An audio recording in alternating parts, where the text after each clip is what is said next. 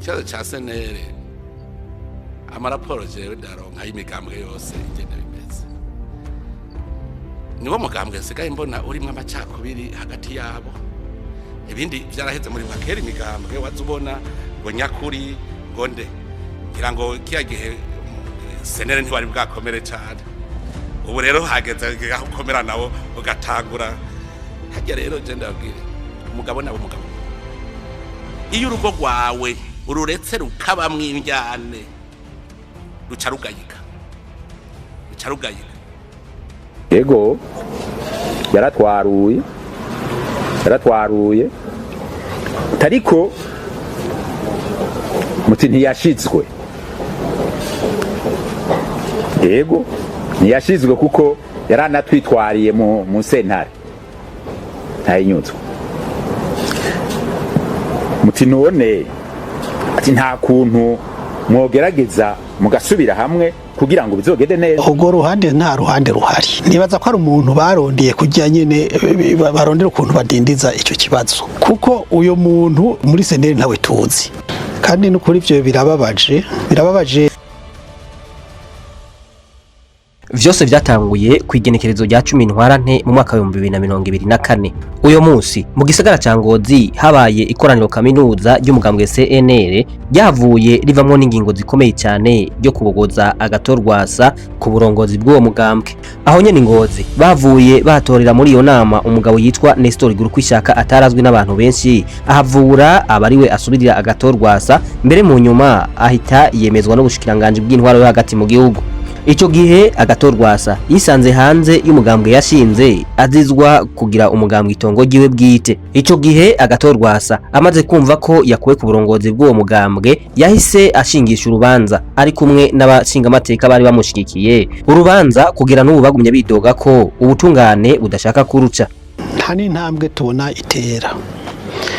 Kandi n'ukuri ivyo birababaje mu gihugu kirimo inzego zose abegwa n'ivyo bibazo bose bari ngaha ku butaka bw'u Burundi mugabo gasanga sentare birayinari canke birayigoye kuba iyo ushobora kuja hagati ngo yumvirize abo bafise amatati hagati yabo hanyuma batunganirize iyo ni ngorane ikomeye cyane mugabo kandi ntivyo tangaza ukundi nuko ivyabaye kubera ibibazo biri mu mugambwe vyabaye kubera umugambwe uri ku butegetsi ugomba nyene yuko wihagira ubutegetsi bwose ukarondera ko imigambwe yose iwuyoboka ivyo navyo urumva ko akameremere k'imigambwe kaba kamaze gutiturwa kaba kamaze gukurwaho rero cene ubu notera kamo igisata gicimanza zijanye n'ivy'intwaro muri sentare ntahinyuzwa nukuri bikubita gashi urubanza rwacu baruhamagare ruburanishwe kandi rucike kuko twe turabohewe amaboko imugongo turabura uburenganzira bwacu nk'abarundi kubera iyo nyifato.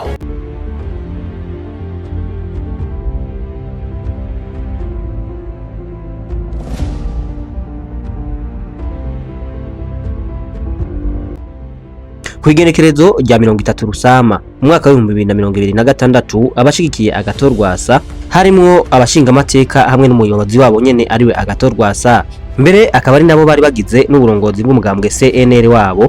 Aba bakaba bari basanzwe bari mu nzego zashinzwe kuwa 20 ndamukiza mu mwaka wa 2019 basohoye ugwandiko gwerekana impungenge bafise ku butungane mu kwikwega mu kugira ngo bace urubanza rw'uwo mugambwe. Muri iryo tangazo izi nyankamugayo uko ari 14 bari kumwe na Agathon Rwasa nyene umukuru wabo bavuga ko ibikenewe byose kugira ngo urubanza rucibwe babitanze ngo ariko bo bagatangazwa n'ukuntu ubutungane bw'u Burundi buguma bukwega amaguru kugira ngo bace ugo rubanza. Mbere ico gihe bahavuye basaba umukuru w'igihugu we ahagarariye ibwirizwa shingiro akaba ari nawe mucamanza mukuru ko yofata ico kibazo cabo mu minwe hanyuma urubanza rwabo rugacibwa.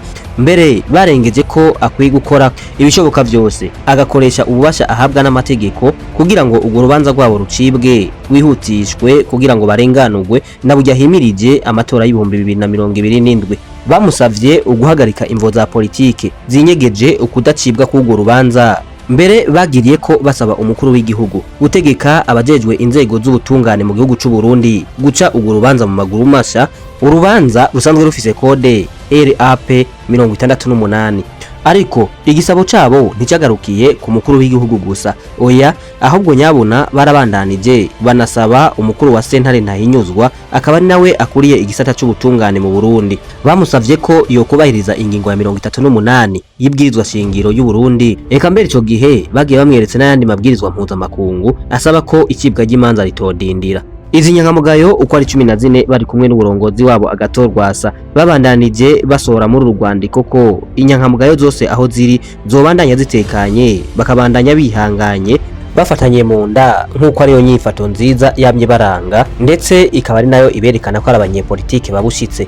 Muri iri tangazo barirangije basaba abanyamadini n'amasengero hamwe n'abanyamigambwe ko bosaba ko leta itokwama ishira imbere gukumirana, ukudakorera mu muco no kwivanga mu bikorwa vy'imigambwe imwe, ahubwo nyabona igashira imbere ukwigenga ko butungane, ahubwo makungu nayo akamakurikiranira hafi ibibera mu gisata c'ubutungane ku rubuga rwa politike, mbere n'ukuntu intwaro ibereye iba yifashe mu Burundi. Dusubiye inyuma gato mu mwaka w'2023 waheze umugambwe senere harimo icuka kibi kidasanzwe hamwe ubushikiranganji mu byo bujejwe harimo intwaro yo hagati mu gihugu bwari bwaramaze gutangaza yuko ibikorwa by'umugambwe CNR bibaye birahagarikwa ivy'agateganyo. Ibikorwa by'umugambwe senere cyane cyane byo gutunganya amanama byarahagaritswe n'ubwo bushikiranganji mu ntumbero yo gutorera yo gukinga amatati yo kwaduka hagati y'impande zivugwa muri wo. None kwindi migambwe iri kiritunganya kuvyerekeye n'amatora twimirije y'2025 yisunze mbere indinganizo y'ingene intara zizoba zimeze, ubushikiranganji murongoye habuze iki ngo butorere umutima guramasha ico kibazo, gutyo umugambwe usubiye kuronka uburenganzira butunganya inama mbere mu gihe ubwo bushikiranganji bwemeza yuko inzego ubu zemewe ari zatowe mu ikoraniro ry'2019 ari ryo ryashize ku burongozi bw'umugambwe umushinga amateka Agathon Rwasa. Murakoze cyane, nagomba mu nkundire ndabahe umuco kuri iki kibazo c'umugambwe senere. Umugambwe senere n'umugambwe mwe n'amategeko mu Burundi kawutegezwe gukora wisunza amategeko nyene. Ndabibukije harabaye ikibazo bariko barategura kugira ikoraniro kaminuza, niho bamwe mu basangiye ibikorwa n'urongo y'umugambwe senere abo muri mu biro vya politiki urwego nyobozi baje kubandandise babwiye umushikiranganje ati nabo turategura ikoraniro kaminuza hari ingorane naho tuyitegura nta kizovamwo kuko turi mu mishwano, ujya mu butama adutwara ntadutunganiriza ntafata neza ibikorwa uko bitegezo kugenda, ati ko cyane cyane amategeko ntunganya mugambwe ico bita stati tiyayaho nyanze atuyatumiye ko ikoraniro kaminuza mugabe ibyo tegezo gukorwa imbere yaryo bitabaye, cyane cyane bavuga ati ubwo rwego nyobozi biro politique wabanza gukorana bakavugana ibyo bagiye kuvugana muri iyo koraniro kaminuza, bagaca bagenda bagasaba ivyiyumviro mu banwanyi babo mu makomite yo mu ntara ngo no mu turere kugira bavyegeranye neza bace baza rero bategure ikoraniro kaminuza.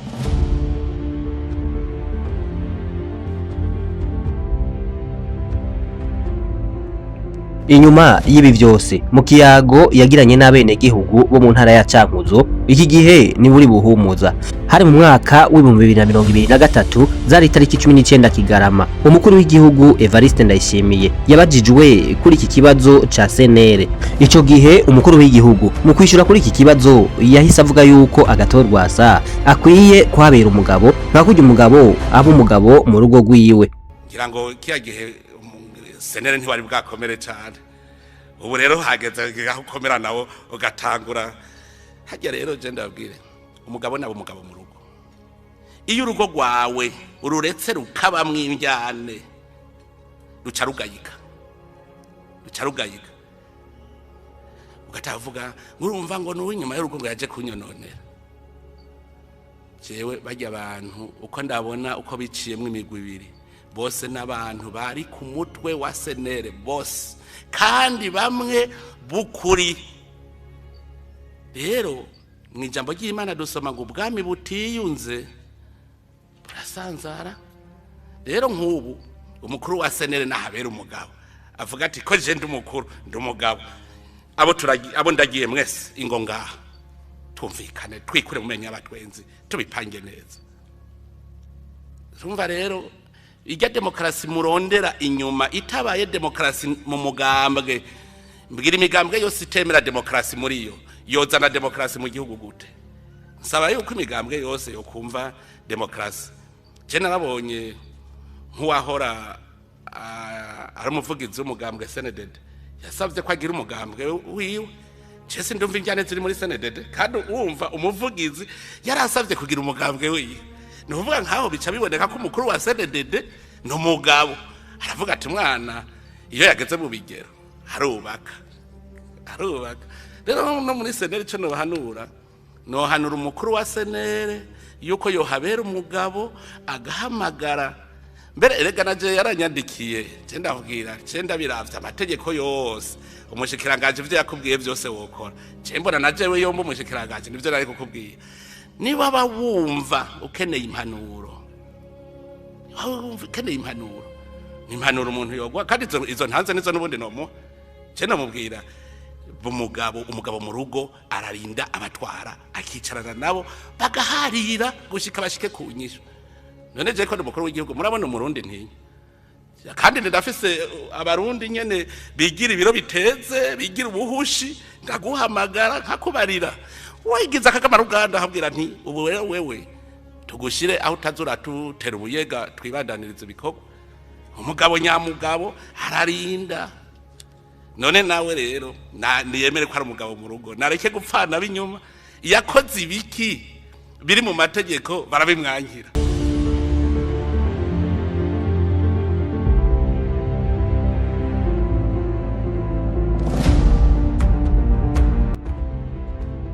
Gusa Agathon Rwasa nigeze yemera ko biherera ngaha guko mu nyuma yandikiye umushikiranganje w'intwaro yo hagati mu gihugu iterambere rusange n'umutekano amubwira ko yifuza gutunganya ikoraniro kaminuza ryo mu mugambwe CNL kugira ngo batunganye ibibazo biri muri uwo mugambwe. Muri iryo kete yandikiye umushikiranganje Agathon Rwasa yavuga yuko iryo koraniro kaminuza yifuza kurikora kuwa 2 Ntwarante mu mwaka w'2024.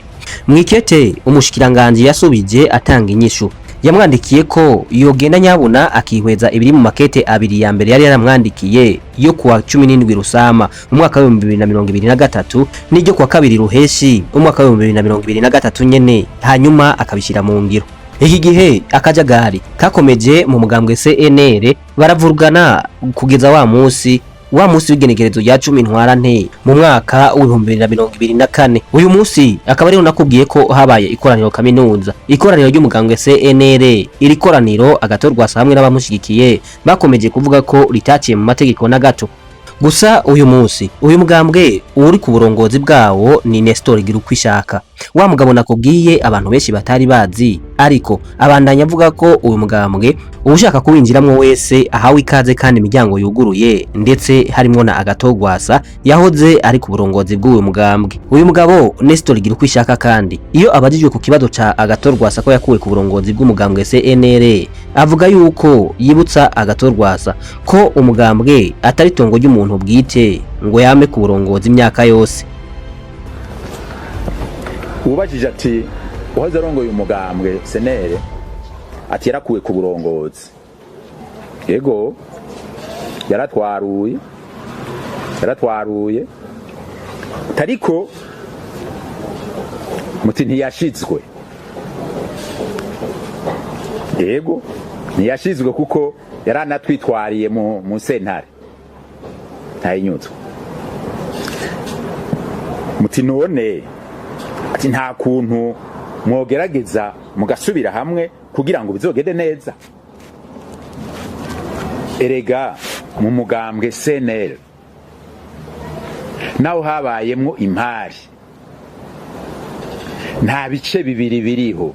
Umugambwe n'umwe CNL ufise n'uburongozi bumwe n'indongozi zimwe zizwi kandi zemejwe n'amategeko. Kuva uburongozi bushasha bukijaho twarashikirije yuko imiryango yuguruye kunyankamugayo zose no kuri wowe wese avyifuza. N'uyu muvuga yahoze arongoye umugambwe CNL yagumye ari nyankamugayo, aracari nyankamugayo, noneho ntiyashobora no kutwitwarira atari nyankamugayo. Twebwe rero ico twifuza nuko muri bwa bumwe bwacu tubandanya dukorera hamwe, izo nyankamugayo zose zikorere hamwe, uko bose batumiriwe kuza tugafashanya mu kurondera ya demokrasi nkeza buntu twishinze, hanyuma bikagenda neza. N'uwarimo ntawamukumiriye ni nyankamugayo. Mugabo uzokumva hari ico yiyagiriza, eka ntiduzomugora. Ubizi ico yiyagiriza n'uburenganzira bwiwe kwikumira, uzokwikumira ntiduzomwirukako. Tumubwira tuti twebwe imiryango iruguruye ku nyankamugayo zose, mwese nimuze dukorere hamwe twubaka umugambwe mu wacu twese n'uw'inyankamugayo zose. Wumva arico yiyagiriza, uwo n'uburenganzira bwiwe kwikumira. Muga ntazovuge ngo yakumiriwe n'uburongozi buhari, oyaye ihibambewe. Hanyuma twongere ko n'ikindi, ego agahigihigi ntikaheze kuri uwo yahoze arongoye umugambwe, ariko yibuke yuko uburongozi bw'umugambwe sitongo ryaba sogokuru na basogokuruza umuntu yamako imyaka yose. Arasubiza agatima mpembero, yibuke imyaka yamaze mu burongozi, aheze yibuke yuko ubwatsi bukura bukabisa ubundi, hanyuma abandanya aterera agacumu k'ubumwe nk'inararibonye mu mugambwe CNL nk'inyanga. Uyu Agathon Rwasa twahoze tumuvuga ko yarabaye umugwanyi kuva muri Parpehutu FNL mu myaka y'igihumbi kimwe n'amajana 1980 kugeza avuye mu ishamba aserukira umugambwe FNL mu matora witavye ubwa mbere mu mwaka wa 2010. Mu mwaka w'ibihumbi 2019 yashinze umugambwe CNL ari nawo bamukuye ku burongozi bwawo inyuma y'uko umugambwe yararimwo FNL waruvutsemwo akajagari kadasanzwe. Aha rero bamwe bavuga yuko Agathon Rwasa nubwo bamukuye ku burongozi bw'iyo migambwe yose, ariko ariwe munyepolitike ari mu Burundi aboneka cyane mu batavuga rumwe n'umugambwe uri ku butegetsi. Ariko kandi ahari n'ababona ko Agathon Rwasa yamaze gutakaza urugamba rwa politike yatanguye mu myaka y'igihumbi kimwe n'amajana 1980. Wewe uramubona gute? Je twabanye nitwa Abel Wiringimana nk'ibisanzwe. Niba wakunze ikiganiro bwihe like, ukore commentaire hamwe na share kugira ngo tuzamane mu biganiro nk'ibi. Imana iguha umugisha.